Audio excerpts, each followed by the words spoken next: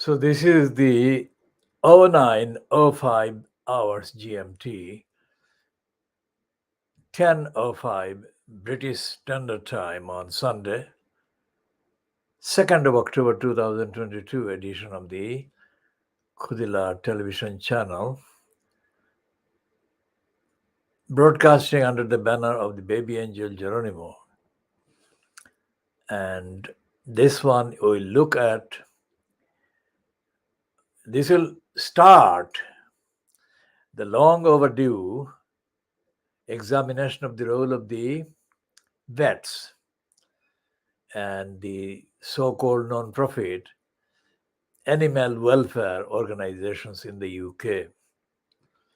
And by extension, by extrapolation, because of cultural factors, many of the practices,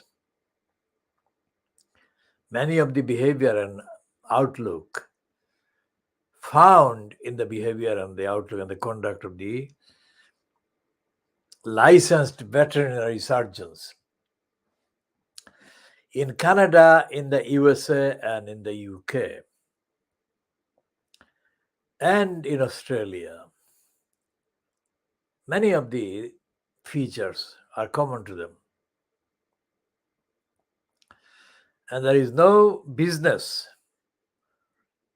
run as the vets in any of these countries or jurisdictions that actually is run on the premise that animals are thinking, sensing, feeling,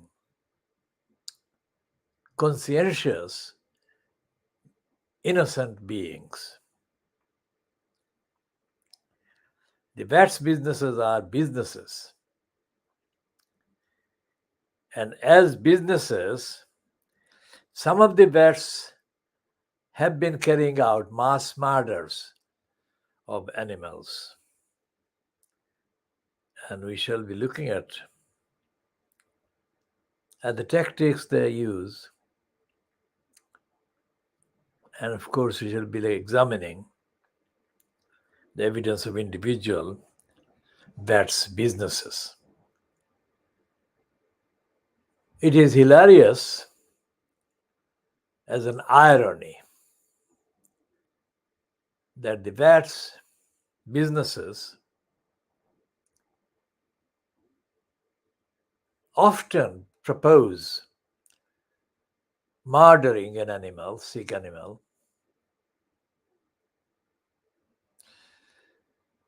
by claiming that they, the vets, know how the suffering is hurting the animal, and they know that the animal would be better off being murdered.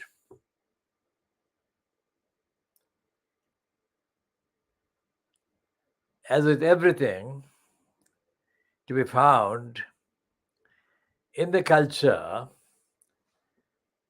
that begets and perpetuates depraved cabals like those fronted by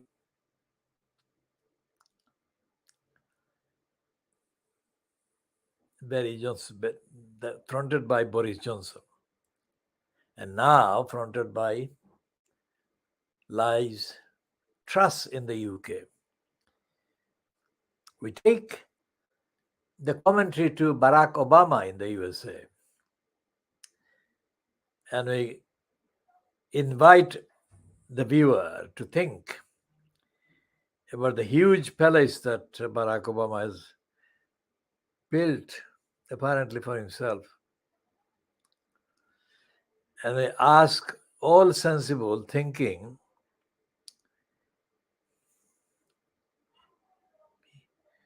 people to look at the evidence. The evidence of Barack Obama's palace building represents the nearest embodiment of Satan's delusion. It has been reported in the USA media that Obama's palace puts in the shade White House itself. Now that is a comparison, but as a comparison that doesn't really say much, because it assumes that the reader reading the stuff from abroad and not having physically visited the White House is able to make the comparison visually. But suffice to say that the comparison is made by people who have seen the both buildings. Ignorant these propagandists may be, when it comes to the actual description of Barack Obama and Michelle Obama getting off the car, it was Barack Obama and Michelle Obama struggling to get out of the car. I mean, thinking about the word palace, why would anyone, any human being, need a palace? Why would they do that?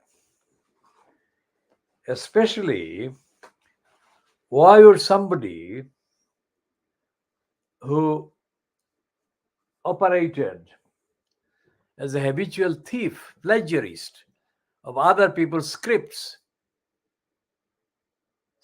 that he exploited by suggesting that he was compassionate, caring, and he understood the people's experiences.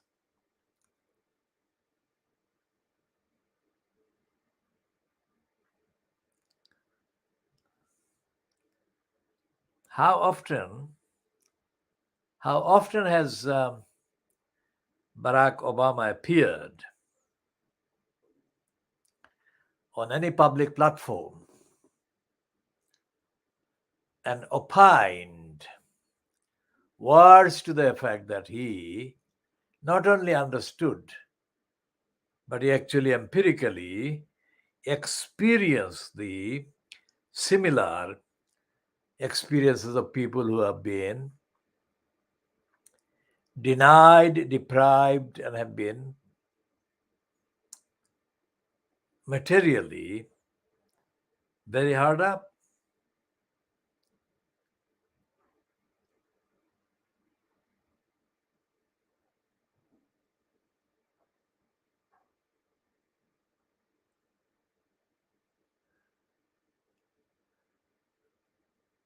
Barack Obama spent a number of years in his childhood in Indonesia.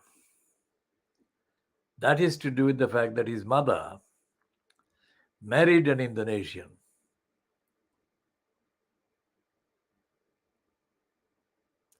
So Obama, when he was declared the winner at the election, the first election he fought and won, of all the places and of all the destinations that he could go to, he chose Indonesia. He didn't choose Kenya in Africa, from which country his biological father had come. Nor did he, Obama, choose the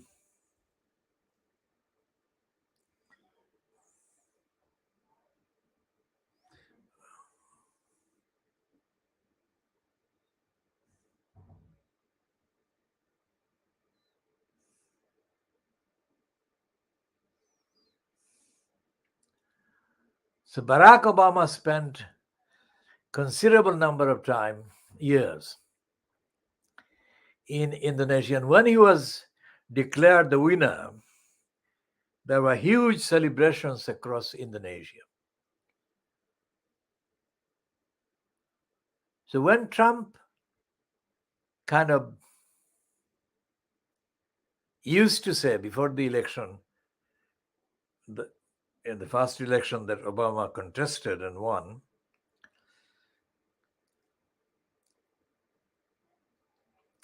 Donald Trump made it part of his life's work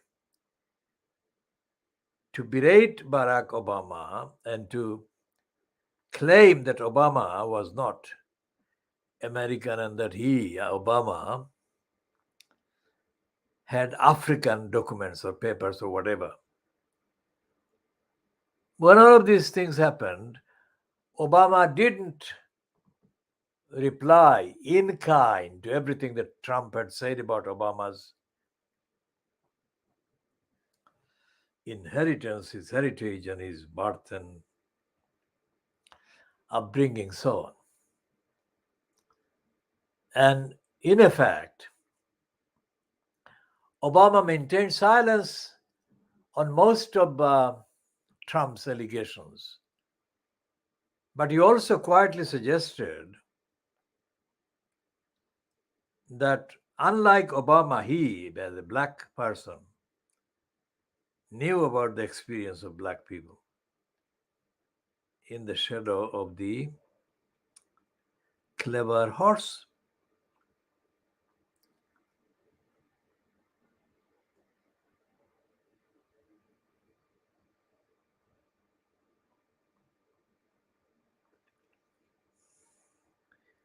Obama's suggestion that he was much more familiar with the disadvantaged black people in the USA than Trump could ever imagine. Now, all of that has been now completely put upside down by Obama with his palace. But how many people, how much did this palace cost? And how many people could be fed in the USA? How many hungry people could be fed with the money that went into building the palace? And how much of the money could be used to feed people across all of Latin America? Hungry people across all of Latin America.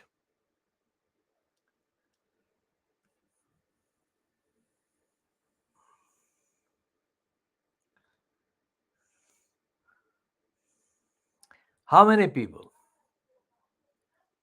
It is our submission that thousands of people could be fed for years with the money that Obama spent in building that palace. And thousands of other people's debts could be written off, paid in full with part of the money that Obama spent in building that palace. Come in. Hold on. Hold on.